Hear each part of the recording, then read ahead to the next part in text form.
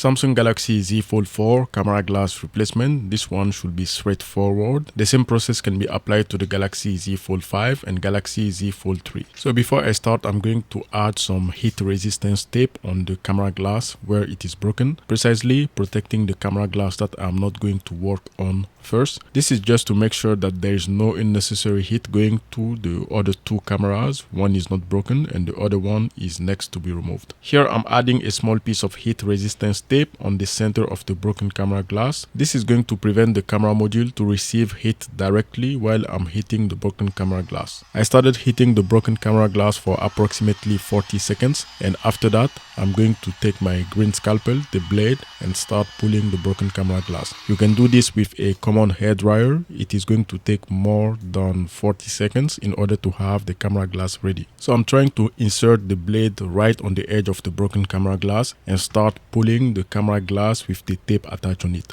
While doing this, it is better to monitor all the broken pieces of glass, not to have them go inside the device, and tip the device over on the table for the broken glass to sit on the table. Depending on how the crack on the camera glass looks, you may have a lot of small particle of glass, or you may not have any particle of glass. Another thing to be cautious about is not to insert the blade far inside, because you have the camera module directly below, and if you scratch the camera module lens, you may have a camera module problem and your camera is not going to focus, and you will need to replace the camera module that has been scratched. So with a piece of camera glass removed, I can now start using a tweezer in order to remove the pieces of camera glass that are still on the camera bezel. I have removed more than half of the broken camera glass that was on this first camera lens. After that, I took my green scalpel in order to start prying the other camera glass that is still attached to the camera bezel. The easiest way to remove the broken camera glass is to have the green scalpel go below the double-sided tape, and once you have the double-sided tape attached to the blade,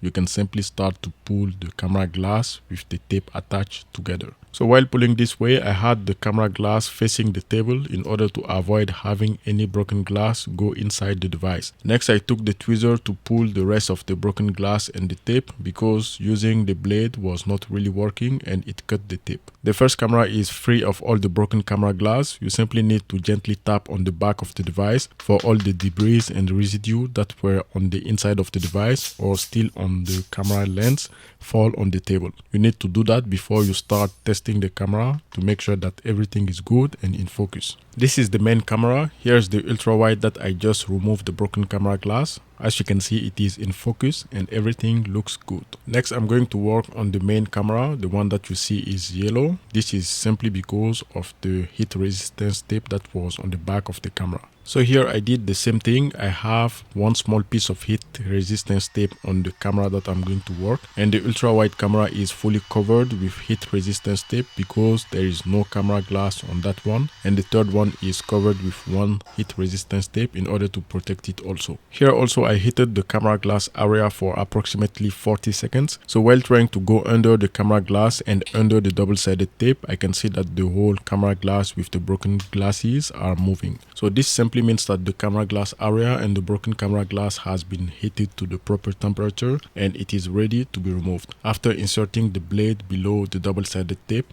I was able to remove everything in one go. So while doing all this, make sure that you tilt the device in a way that all the broken glass or residue fall on the table. So here's everything. You can see on the camera module a few pieces of dust of glass. So this is something that might happen. This is why after removing all the broken glass, you need to gently tap on the back of the device for all the debris and pieces of glass to fall on the table. And also it is better to have an air blower in order to push all the dust away from the camera module lenses. The next critical step will be to test all the cameras to make sure that they are working properly and they are all in focus while trying to use the camera. After that, I gently blew some air on both camera lenses that are open, and then I am going to start the installation of the new camera glasses. All the camera glasses have the same diameter, but the black ring on the camera lenses are different. So make sure that you install the right camera in the right place. Simply remove one of the double-sided tape from the white paper that it was stuck on.